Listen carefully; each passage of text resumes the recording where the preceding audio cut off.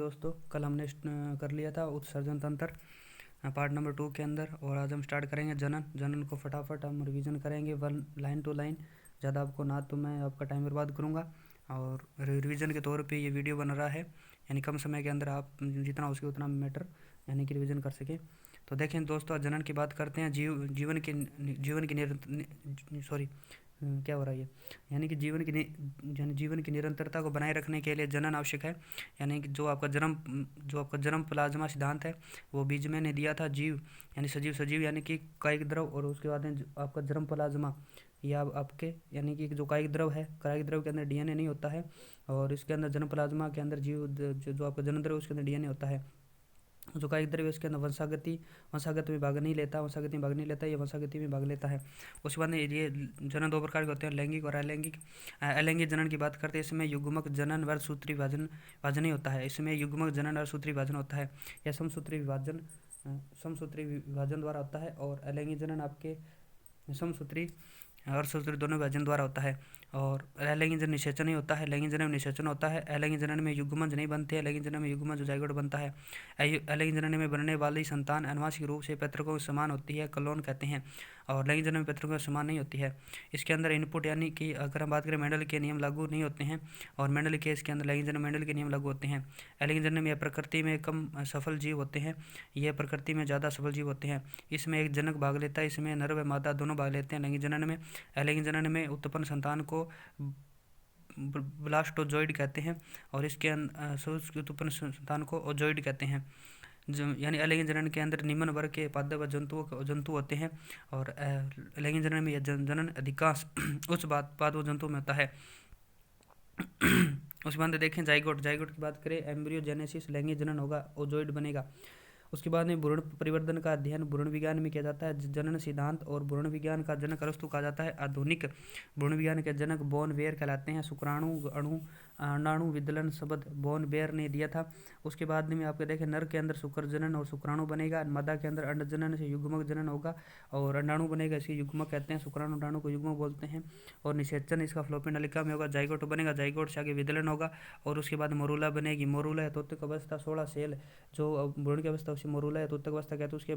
उसके बाद में बनेगा ब्लास्टूला, यानी कोरक बोलते हैं, जिसे 32 सेल्स भ्रूण होती है। उसके बाद में गेस्टूला यानी केंद्रक अवस्था आ जाती है, इसे एमपी बोली तथा एम्फी बोली बोलते हैं।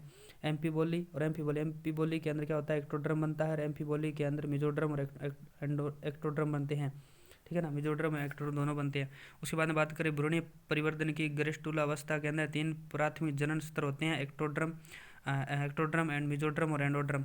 अनिषेक जनन की बात करते हैं, पार्थोजेनेसिस बोलते हैं, जिसको कभी कभी बिना निषेचन क्रिया के भी भ्रूण का परिवर्तन प्रारंभ हो जाता है, जिन्हें अनिषेक जनन या पार्थोजेनेसिस कहते हैं। ये मुख्य रूप से मधुमक्खी के अंदर जो आपका नर है वो एक्स होता है, मधुमक्खी नर यानी कि जो आपका ड्रोन होता है वो 1 होता है, मादा के अंदर 2 होती है।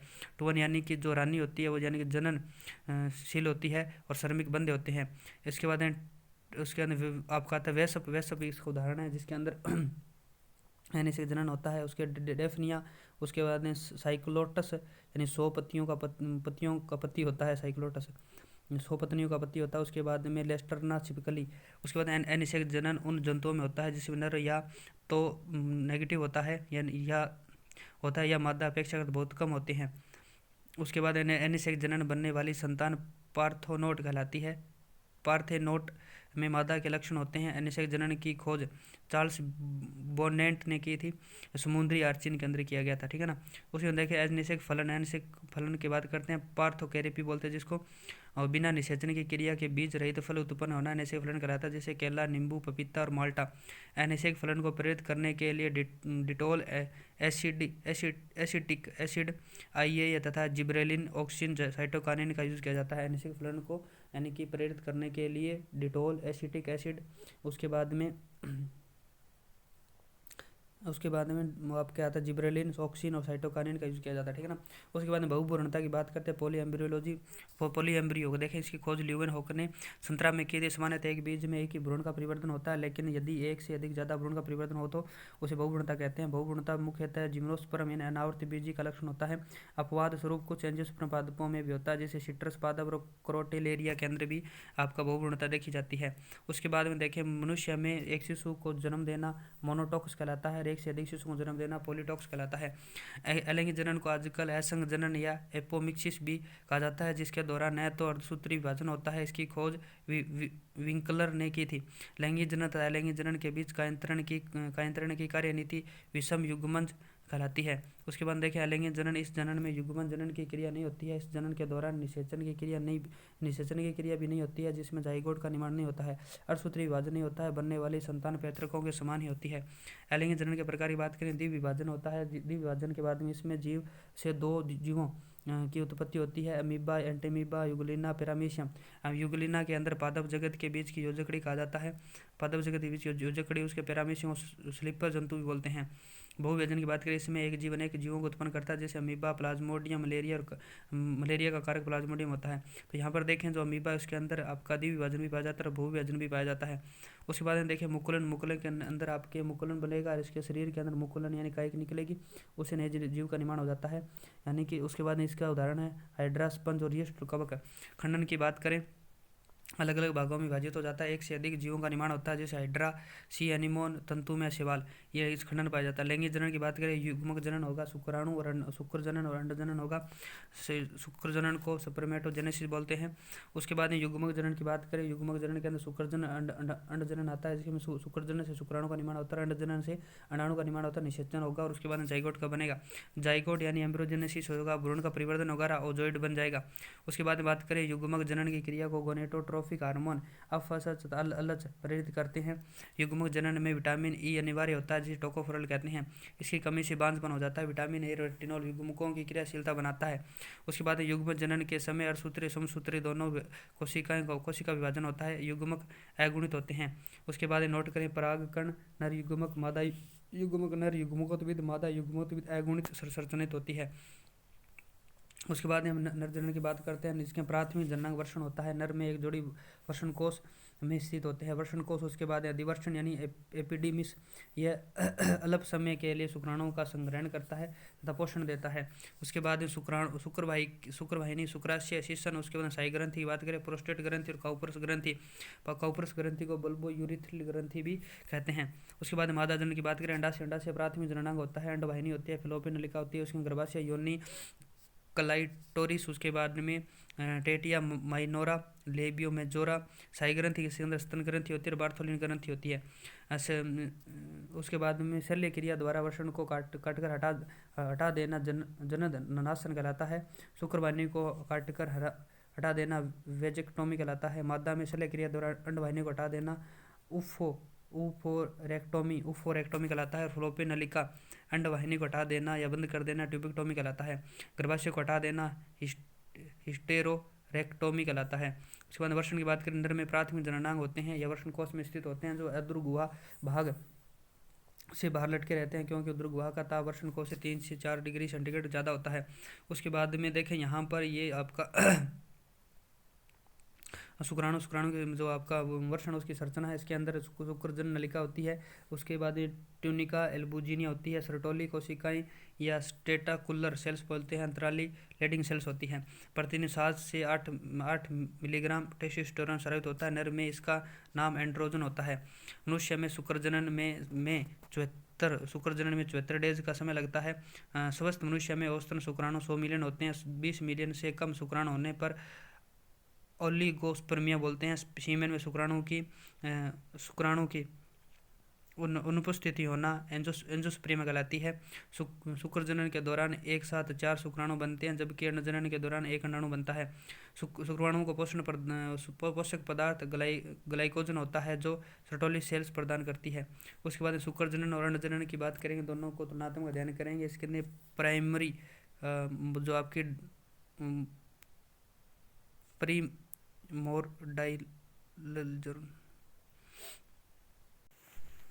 उसके बाद बात करें शुक्रजनन और अंडजनन की, दोस्तों इसके अंदर प्रीमोरडाइलजर्म सेल्स होती है और अंडजनन के अंदर भी प्रीमोरडाइलजर्म सेल्स होती है। इसके अंदर समसूत्री विभाजन होगा और इसके अंदर समसूत्री विभाजन होगा, साथ में गुणन की अवस्था होगी।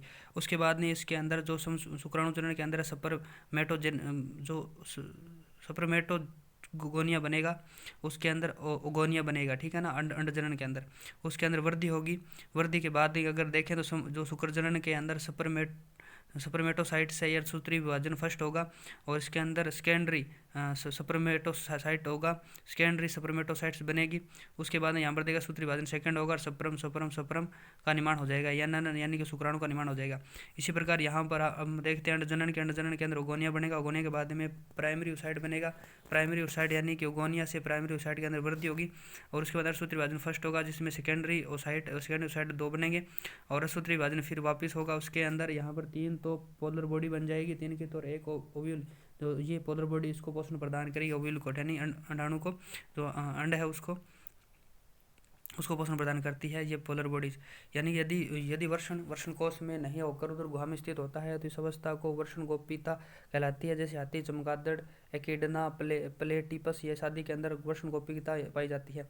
उसके बाद में सीमेन या वीर्य की बात करें, PS 7.4 हल्का क्षारीय होता है। 1 ml सीमेन में लगभग 100 मिलियन शुक्राणु होते हैं। सामान्य आयतन 3 से 5 ml संकलन के दौरान, और 60 से 70 भाग शुक्राशय से स्रावित होता है। लगभग 30% प्रोस्टेट ग्रंथि में से स्रावित होता है, और उसके बाद में प्रोस्टाग्लैंडिस, फाइब्रिलाइसिन, फ्रक्टोज ऊर्जा प्रदान करता है, और सिट्रिक एसिड पाया जाता है। इसके अंदर नर सहायक ग्रंथि की बात करें, प्रोस्टेट ग्रंथि पाई जाती है।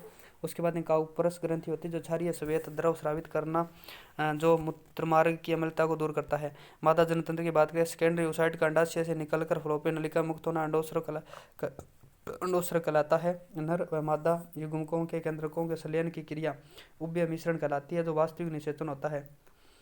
मनुष्य में निषेचन फ्लोपियन नलिका के एम्पुला भाग में होता है। अंडाशय में थीका इंटरना परत से एस्ट्रोजन हार्मोन स्रावित होता है। कार्पस ल्यूटियम एक ग्रंथिल संरचना होती है जो प्रोजेस्टेरोन यानी गर्भवती हार्मोन स्रावित करती है।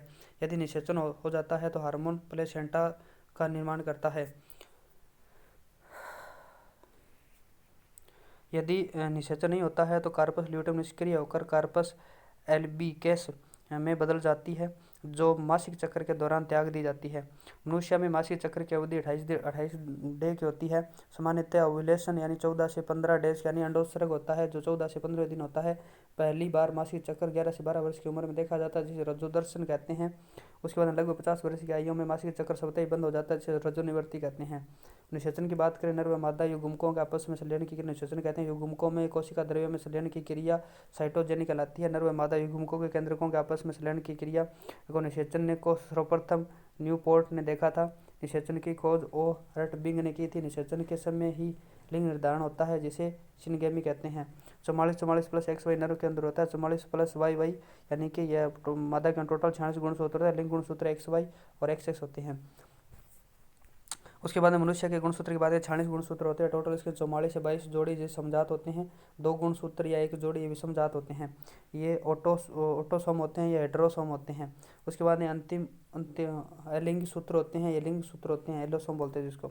मादा में लिंग निर्धारण में नर के XY गुणसूत्र भाग लेते हैं। मादा से अगर मान लो 44 प्लस XX और नर से 44 प्लस XY है तो मादा के युग्मक के अंदर 22 प्लस X होगा, युग्मक के अंदर 22 प्लस X और 22 प्लस Y होगा। 22 प्लस X मादा के अंदर 22 प्लस X और 22 XY ये नर के अंदर होगा। तो अगर 44 प्लस XX मादा बनती है और 44 XY नर बनता है। यूट्रस की में भी 3 स्तर होते हैं, मेटेरियम, हाईमेटेरियम, और उसके बाद एंडोमेटेरियम। यानी कि यूट्रस यानी कि गर्भाशय की 3 परतें होती है, पेरीमेटेरियम, हाईमेटेरियम तथा एंडोमेटेरियम। मनुष्य में प्लेसेंटा माँ गर्भ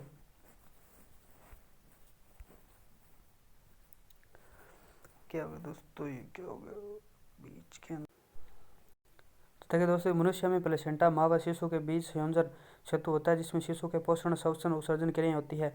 गर्भवती माता के मूत्र में HCG हार्मोन की मात्रा बढ़ जाती है, जिसका प्रयोग प्रेगनेंसी की जांच में किया जाता है। मनुष्य में हिमोकोरियल तथा अंतराली प्रकार का प्लेसेंटा पाया जाता है। प्लेसेंटा में स्रावित hormone oestrogen hormone, progesterone hormone, HCG hormone, और उसके बाद प्लेसेंटल लैक्टोजन हार्मोन और रिलैक्सिन हार्मोन स्रावित होता है। HCG का मतलब होता है ह्यूमन कोरियोनिक गोनेडोट्रोफिन हार्मोन, ठीक है ना। HCG फुल फॉर्म होती है। उसके बाद देखें प्रसव क्रिया के अंदर पार्चुरेशन के अंदर देखें शिशु जन्म की क्रिया प्रसव कहलाती है। ऑक्सीटोसिन हार्मोन और रिलैक्सेशन हार्मोन प्रसव हार्मोन कहलाते हैं। ऑक्सीटोसिन जो हार्मोन है वो शिशु जन्म के समय गर्भाशय में क्रमांकन गतियों को प्रेरित करता है। रिलैक्सेशन शिशु जन्म के समय जांघ की पेशियों का निस्तेल लॉस करता है, जिसमें योनि दीवार बढ़ जाता है। एक शिशु का जन्म होना मोनोटॉक्स कहलाता है। एक से ज़्यादा शिशु का जन्म होना पॉलीटॉक्स कहलाता है। प्रसव के बाद स्तन ग्रंथि में हल्के पीले रंग का दूध स्रावित होता है, जिसे कोलेस्ट्रॉम कहते हैं। इसमें IgE एंटीबॉडी अधिक पाई जाती है। स्तन ग्रंथि में पाया जाना स्तनधारियों का प्राथमिक लक्षण होता है। स्तन ग्रंथि में नीतिकार वृद्धि एस्ट्रोजन हार्मोन के कारण या होती है, और स्तनधारियों में कोशिकार वृद्धि प्रोजेस्टेरोन हार्मोन के कारण होती है। दूध का निर्माण प्रेरक प्रोलैक्टिन हार्मोन होता है। उसके बाद में देखें दूध निष्कासन को प्रेरण ऑक्सीटोसिन हार्मोन करता है। अधिकांश स्तनधारी जंतु जरायुज होते हैं जो बच्चों को जन्म देते हैं। कंगारू अंड जरायुज होता है। एकिडना तथा प्लेटिपल अंड स्तनधारी होते हैं। भ्रूण के चारों ओर प्लेसेंटा में एमनियोटिक द्रव पाया जाता है। एमनियो सेंटासिस टेस्ट में यह द्रव यूज होता है।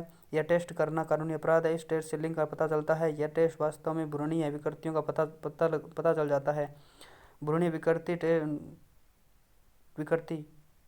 टीएट्रोजन विरूपण कहलाती है। भ्रूणीय प्राकृतिक जनन स्तर 3 होते हैं, एक्टोड्रम, मेसोड्रम तथा एंडोड्रम। एक्टोड्रम यह बाहरी सबसे बाहर होता है, मेसोड्रम मध्य स्तर होता है, एंडोड्रम सबसे ऊपर होता है, सबसे अंदर होता है, ठीक है ना, सबसे अंदर होता है दोस्तों, ठीक है ना। भोजन अवयव संतुलित भोजन। भोजन अवयव संतुलित भोजन की बात करते हैं। अगला टॉपिक आपका कार्बोहाइड्रेट, वसा, प्रोटीन, विटामिन, खनिज लवण तथा पानी। कार्बोहाइड्रेट, इनमें कार्बन के हाइड्रेट्स भी कहा जाता है। कार्बन प्लस पानी कार्बोहाइड्रेट बनाते हैं। उसके बाद में सरल कार्बन स्वाद में मीठे होते हैं, जैसे शुगर शर्करा कहते हैं। कार्बोहाइड्रेट शरीर को तुरंत ऊर्जा प्रदान करते हैं। ऑक्सीक्रम के अंदर बात देखें, कार्बोहाइड्रेट के अंदर 4.2 किलो कैलोरी ऊर्जा मिलती है। वसा से 9.1 किलो कैलोरी ऊर्जा मिलती है, सर्वाधिक मिलती है। प्रोटीन से 4.8 से 5.1 किलो कैलोरी ऊर्जा मिलती है। कार्बोहाइड्रेट शरीर में ऑक्सीकृत होकर कार्बन डाइऑक्साइड और जल ऊर्जा बना देते हैं। जीवों के शरीर की रासायनिक ऊर्जा बनाती है। ऊर्जा का निर्माण ATP या एडेनोसिन ट्राइफॉस्फेट के रूप में होता है। कार्बोहाइड्रेट के प्रकार मोनोसैकेराइड, ये सबसे सरलतम कार्बोहाइड्रेट है। इसका तुरंत ऑक्सीकरण होता है। इसका जल अपघटन नहीं होता है। ये सामान्यतः स्वाद मीठे होते हैं। कार्बन की संख्या के आधार पर कार्बोहाइड्रेट के प्रकार की बात करें तो ये ट्रायोज की बात करें, C3H6O3 के अंदर PG यानी कि फॉस्फोग्लिसरिक एसिड आता है, और DH आता है, यानी कि डाई हाइड्रोक्सी एसीटोन आता है। और टेट्रोज की बात करें तो C4H8O4 आता है, इसे रिपोज बोलते हैं।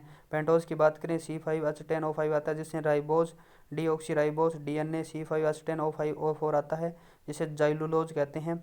अरेबिनोज के अंदर बात करें GUM यानी अरेबिक आता है। हेक्सोनोज शुगर की बात करें C6H12O6 आता है, जिसमें ग्लूकोज है, जिसमें अंगूर की शर्करा है, इसको डेक्सट्रोज बोलते हैं। फ्रक्टोज या फलों की शर्करा, जिसे नेचुरल शुगर भी यानी कि बोला जाता है। और बाद में सेलुलोज यानी ग्लैक्टोज की बात करें, ग्लैक्टोज यह स्वतंत्र अवस्था में नहीं पाई जाती है। फ्रक्टोज प्रकृति की सबसे मीठी शर्करा है, या मीठे फलों व शहद में पाई जाती है। उसके बाद में संश्लेषित मीठे पदार्थ जो प्राकृतिक शर्कराओं से कई गुना मीठे होते हैं, इन्हें नॉन कार्बोजेनिक या आर्टिफिशियल स्वीटिंग सब्सटेंस या शुगर फ्री पदार्थ कहते हैं। सैकरिन, एस्पार्टेट या ग्लूटोमेट, ये प्रोमीटीन होती है। डाइसैकेराइड की बात करें, इसमें 2 मोनोसैकेराइड इकाइयाँ होती है। ये स्वाद में मीठे तथा जल में घुलनशील होते हैं। इनका वजन जल अपघटन होता है। तो माल्टोज के मुख्य रूप से ग्लूकोज और ग्लूकोज यानी कि माल्ट शुगर बनाती है। सुक्रोज या ग्लूकोज तो फ्रक्टोज के अनुरूपते गन्ने की शुगर बोलते हैं। इसे व्यापारिक शर्करा बोलते हैं। अनअपचय शर्करा बोली जाती है फ्रक्टोज को। उसके बाद में यहाँ पर लैक्टोज की बात करें तो यहाँ पर ग्लूकोज प्लस ग्लैक्टोज बोलते हैं, जिसे मिल्क शुगर बोला जाता है। लैक्टोज को मानव दूध के अंदर सबसे ज़्यादा 5 से 8% ये लैक्टोज होती है। उसके बाद में देखें आगे पॉलीसेकेराइड की बात करें, इसका निर्माण अनेक मोनोसेकेराइड इकाइयों से होता है। ये स्वाद मीठे नहीं होते हैं। ये जनन यानी कि जल में या घुलनशील नहीं होते हैं। इनके यानी कि साइकेंस भी कहा जाता है। ग्लाइकेंस यानी आपको ग्लाइकेंस भी कहा जाता है। सेलुलोज की बात करें, यह प्रकृति में सर्वाधिक पाया जाने वाला कार्बनिक पदार्थ है।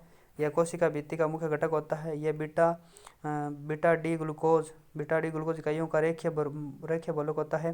ग्लूकोज के बहुलकीकरण में रेयोन रेशा बनता है। और स्टार्च की बात करें, स्टार्च मंडी अल्फा डी ग्लूकोज इकाइयों का बहुलक होता है। यह पादप कोशिका में संग्रहित भोजन होता है। यह आयोडीन के साथ नीला रंग देता है। और ग्लाइकोजन की बात करें, यह जंतु कोशिका में संग्रहित भोजन है, इसे जंतु स्टार्च भी कहते हैं। यह आयोडीन के साथ लाल रंग का निर्माण यकृत में होता है, जबकि संग्रह यकृत या कोई पेशियों में होता है। कवक या फंगी के शरीर में भी ग्लाइकोजन का संग्रहण होता है। काइटिन की बात करें, यह कवकों की कोशिका भित्ति का मुख्य घटक होता है। यह आर्थ्रोपोडा जंतु कीट के बाह्य कंकाल में भी पाया जाता है। आर्थ्रोपोडा संघ जंतु जगत का सबसे बड़ा संघ है, जिसमें यानी संधि युक्त पैर वाले जीव सम्मिलित होते हैं। इंसुलिन की बात करें, यह फ्रक्टोज इकाइयों का रेखीय बहुलक होता है। ये डहलिया तथा आर्टोचेक पादपों की जड़ों में संग्रहित होता है। हाई एल्यूरोनिक एसिड, यह पॉलीसेकेराइड हिड्रो का एग्जाम्पल होता है। यह जॉइंट वाले स्थानों पर तथा स्नेहक का लुब्रिकेंट का कार्य करता है। यह जंतु सीमेंट भी कहलाता है। हिपेरिन की बात करें, यकृत में हाई एल्यूरोनिक एसिड जंतु सीमेंट। उसके बाद हिपेरिन की बात करें, यह रक्त में एंटी ग्लूकोनेट्स यानी रक्त प्रतिस्कंद का कार्य करता है। हेमीसेलुलोज की बात करें, यह भी पादप कोशिका भित्ति में पाया जाता है। पैक्टिन, यह भी पादप कोशिका के मध्य पटलिका में पाया जाता है, मिडिल लेमिला के अंदर। वसा की बात करें, वसा वसीय अम्ल पर ग्लिसरोल की बनी होती है। इसमें कार्बन, हाइड्रोजन, ऑक्सीजन होते हैं। इसका पाचन व अवशोषण मुख्यतः छोटी आंत में होता है। इसका पाचन लाइपेज एंजाइम करता है। स्रोत घी, तेल, तिलहन, बादाम, अलसी, टिम्मी वसा या ब्लूमबर पहले हाथी के प्राप्त होती है। मौ में ओवेक्स बोलते हैं। वसा की कमी से त्वचा शुष्क होकर फटने लगती है। कार्य की बात करें, ऊर्जा प्रदान करता है। शरीर में अतिरिक्त भोजन का संग्रहण वसा के रूप में होता है। ऊष्मारोधी परत और कुचालक परत का कार्य करती है। कोशिका झिल्ली निर्माण में सहायक होती है, इसे फास्फोलिपिड बोलते हैं। उसके बाद में बात करें यहाँ पर प्रोटीन बात करें, प्रोटीन शब्द बर्जिलियस मुल्लर ने दिया था। प्रोटीन यूनानी भाषा का शब्द है, जिसका अर्थ होता है फर्स्ट हॉलीडे प्लेस। उसके बाद में दोस्तों यहाँ पर देखें, ये बीच में क्या आ गया दोस्तों, ये बीच में, हाँ दोस्तों देखें, प्रोटीन के अंदर कार्बन, हाइड्रोजन, ऑक्सीजन, नाइट्रोजन के साथ साथ में सल्फर, फास्फोरस, आयोडीन भी हो सकते हैं। प्रोटीन के कारण ही नाइट्रोजन युक्त अवशिष्ट पदार्थ बनते हैं, जैसे यूरिया। ओ सॉरी दोस्तों, सॉरी ये क्या हो गया।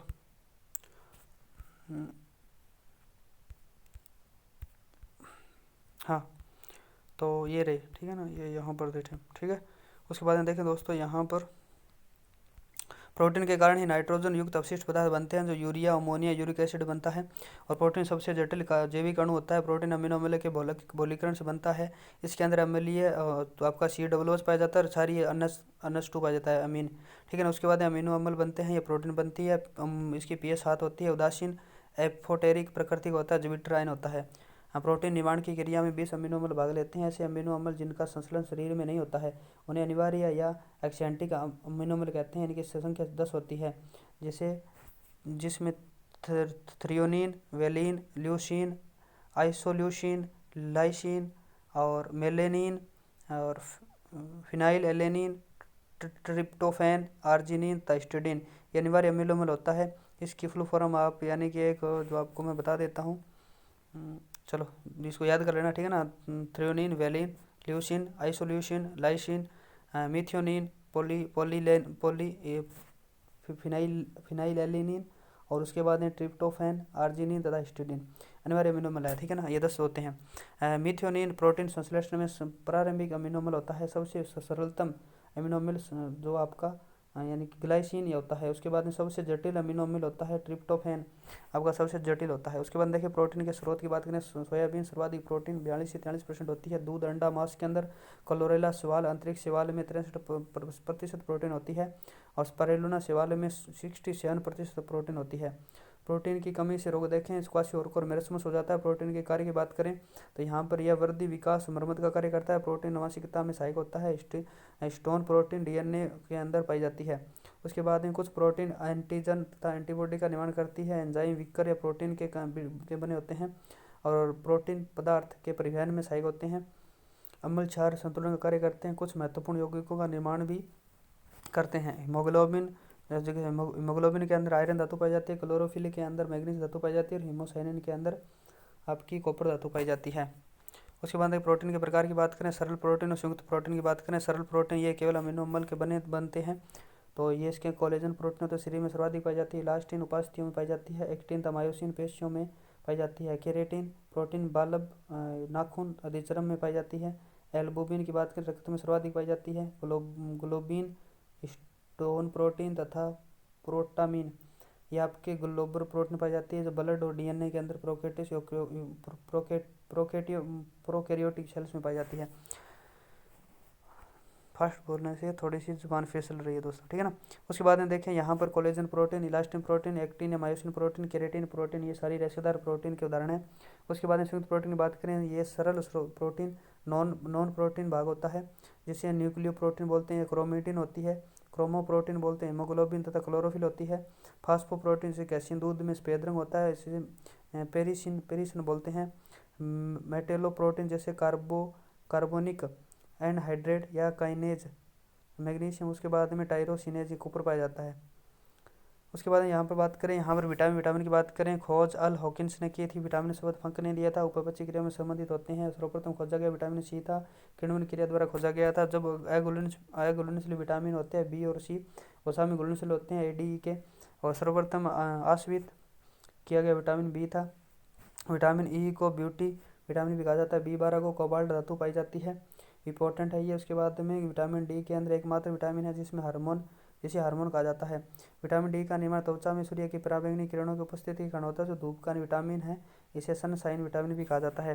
विटामिन के रक्त कंद का कार्य करता है और इसे एंटी हेमरेजिक विटामिन भी कहा जाता है।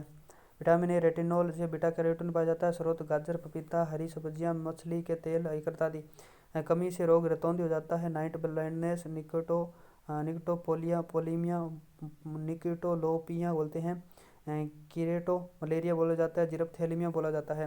विटामिन B1 की बात करें, यहाँ पर थायमीन है, यह स्रोत यीस्ट, मांस, यकृत होता है। कमी से रोग बेरी हो जाता है। विटामिन B2 की बात करें, राइबोफ्लेविन होता है, स्रोत होता है यह यीस्ट, यकृत और अंडा।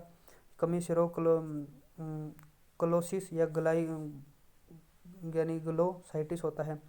विटामिन B3 की बात करें, यहाँ पर नियासिन निकोटीन एसिड बोलते हैं इसको।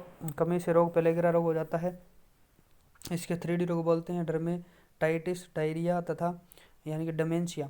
विटामिन B5 की बात करें, पेंटाथोनिक अम्ल बोलते हैं। कमी से रोग बर्निंग फुट सिंड्रोम हो जाता है।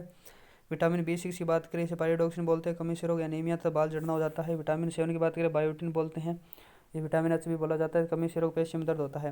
विटामिन B12 की बात करें, साइनोकोबालामिन बोला जाता है, इसे यानी कि परनीशियस एनीमिया रोग भी हो जाता है, रोग होता है। उसके बाद विटामिन C की बात करें, स्कॉर्बिक अम्ल बोल जाते हैं, नींबू, संतरा, कच्चा आंवला में पाया जाता है। कमी से रोग होता है, शक्कर भी रोग हो जाता है। दूध में विटामिन C तथा आयरन नहीं होते हैं, दूध में विटामिन C तथा आयरन नहीं होते हैं। उसके बाद देखें विटामिन D की बात करें, कैल्सीफेरॉल, तो ये मछली का यकृत तेल के अंदर पाया जाता है। लीवर ऑयल बोलते हैं इसको, सूर्य का अल्ट्रावायलेट प्रकाश से प्राप्त होता है। कमी से रोग बात करें, रिकेट्स बच्चों के अंदर होता है, ऑस्टियोमलेशिया बुढ़ापे में हो जाता है। विटामिन E की बात करें, बांझ रोधी विटामिन, ब्यूटी किंग या टोकोफेरल बोलते हैं, घी, तेल, मछली का तेल, अंकुरित बीज के अंदर विटामिन E पाया जाता है।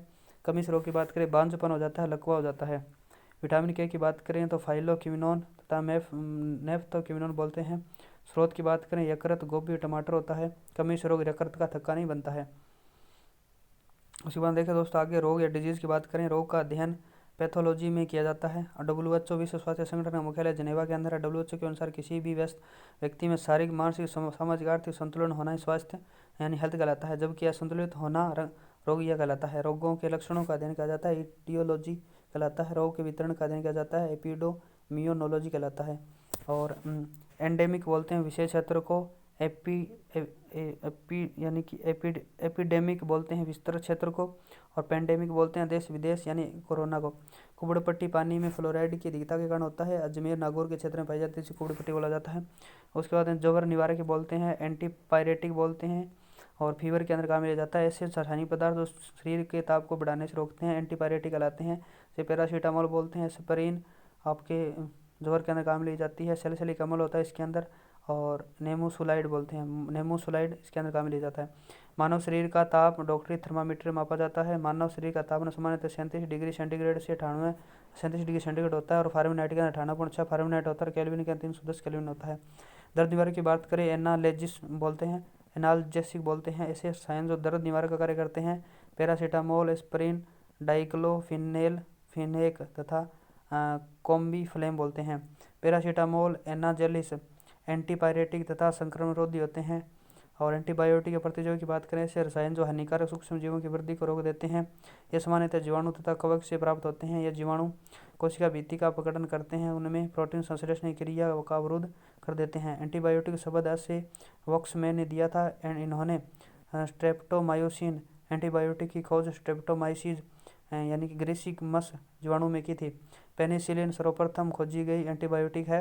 पेनिसिलिन की खोज अलेक्जेंडर फ्लेमिंग ने की थी और पेनिसिलिन को सर्वप्रथम पेनिसिलियम नोटेटम कवक से खोजा